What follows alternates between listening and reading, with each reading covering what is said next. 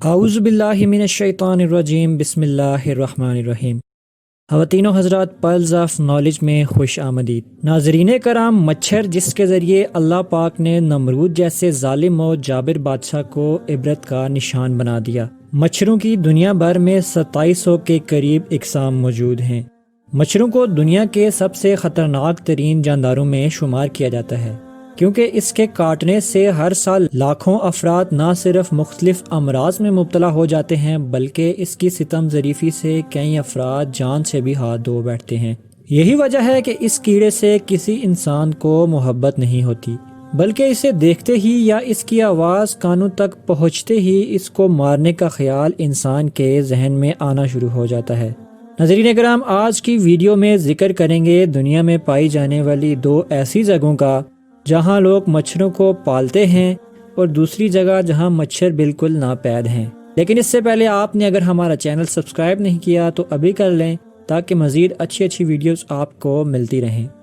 خواتین و حضرات، تحقیق سے پتہ چلتا ہے کہ ایک مچھر کی خوراک خون کے علاوہ نیکٹر اور پانی بھی ہے، اور جس طرح دوسرے حشرات جیسا کہ شہد کی مکھیاں پھولوں سے نیکٹر حاصل کرتی ہیں، اسی طرح مچھر بھی خوراک کے طور پر اسی نیکٹر کو استعمال کرتے ہیں۔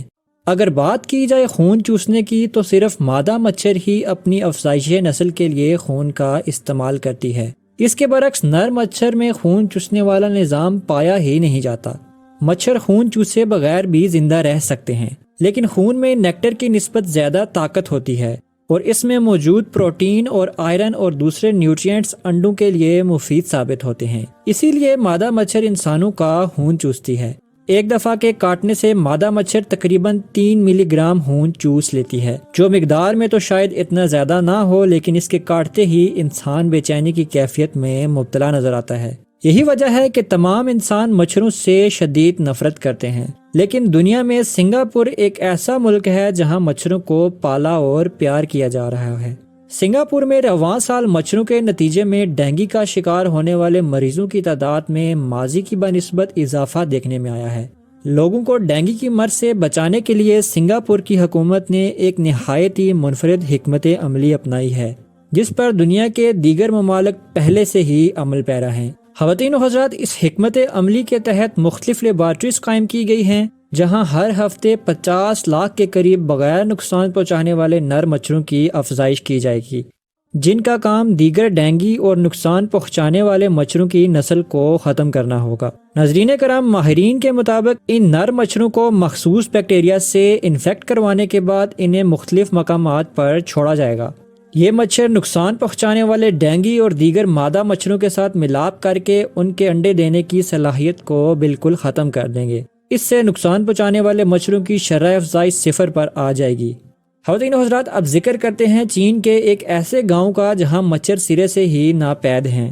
اس گاؤں کا نام ڈنگ وولنگ ہے۔ یہ گاؤں سمندر کی سطح سے 700 میٹر کی بلندی پر موجود ہے۔ اس گاؤں میں رہنے والے قبیلے کا نام ہاکا ہے۔ اس گاؤں کے ارد گرد گھنے درخت اور چھوٹی چھوٹی جھیلیں بھی موجود ہیں۔ یہاں موجود درختوں اور جھیلوں کو دیکھنے کے بعد ہر شخص کو یہی لگے گا کہ یہاں بے حد مچھر ہوں گے، لیکن اس گاؤں میں کئی سالوں سے کسی نے ایک مچھر تک نہیں دیکھا۔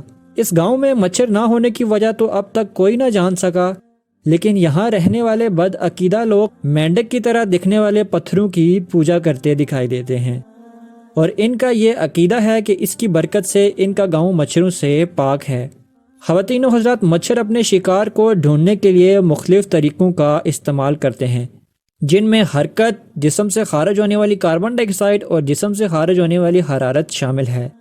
ایک مادہ مچھر کچھ ہفتوں تک ہی زندہ رہتی ہے، جبکہ ایک نر مچھر قریباً 1 ہفتے تک ہی زندہ رہ سکتا ہے۔ ان کی زندگی کا زیادہ تر دار و مدار درجہ حرارت، نمی اور موسم پر ہوتا ہے۔ ناظرین کرام، اس کے ساتھ ہی آج کی ویڈیو کا اختتام ہوتا ہے۔ امید کرتے ہیں آج کی ویڈیو آپ کو اچھی لگی ہوگی۔